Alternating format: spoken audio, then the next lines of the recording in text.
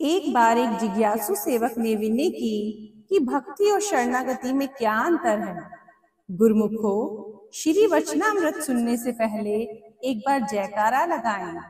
बोलो जयकारा, बोल मेरे श्री गुरु महाराज की जय।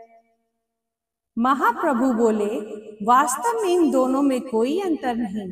भक्ति ही किसी अवस्था पर पहुंचकर शरणागति का रूप धारण कर लेती है। भक्ति दो प्रकार की होती है।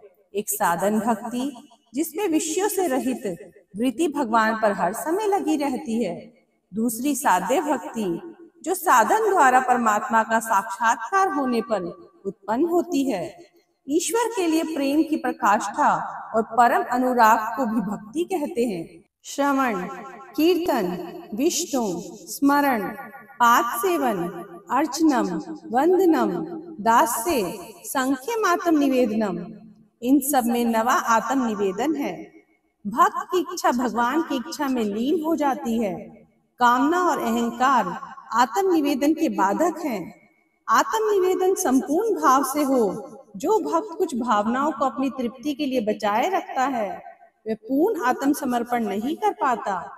इसलिए श्री भगवान ने कहा है, सारे धर्मों को छोड़कर मेरी शरण में आ जा, मैं तुझे सारे पापों से छुड़ा दूंगा। यदि कोई भक्त इस श्लोक के भाव को निरंतर अपने मन के सामने रखता है, तो उसे आत्म समर्पण करने में ये शक्तिशाली मंत्र बहुत सहायता करता है।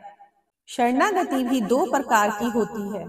पहली गुरु और भगवान की कृपा से ही प्राप्त होती है। उसको विहाली भी कहा जाता है।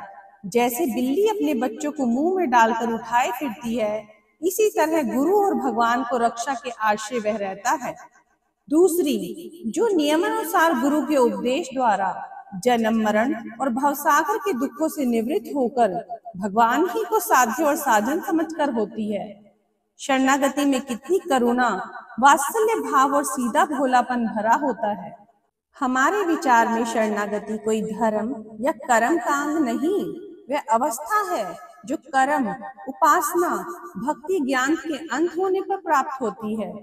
जैसे दूध, दही, मक्खन से घी प्राप्त होता है।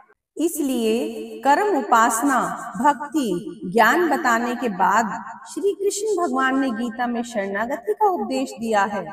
इससे स्पष्ट है कि यही सार है।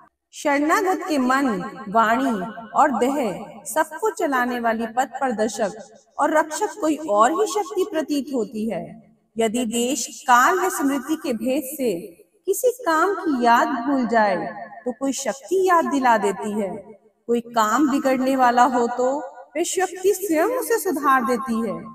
यदि किसी कर्म फल से धर्म की भावना हो जाए, तो वह छिपी हुई शक्ति स्वयं उसे कर्म क्रिया को ऐसे बदल देती है कि अधर्म के स्थान पर धर्म हो जाता है। सारांश यह है कि शरणागति को किसी बात के सोचने, विचारने, चिंता करने की कोई आवश्यकता नहीं रहती। शरीर, मन और बुद्धि आदि इस तरह चलते हैं जैसे बिजली की शक्ति से मशीन चलती है। इंजीनियर मशीन की देखभाल करता रहता है। सब कर्म धर्म का फल अंत में शरणागति है। प्रेम से बोलो जयकारा, बोल मेरे श्री गुरु महाराज की जय। जय सच्चिदानंद गुरुमुखो।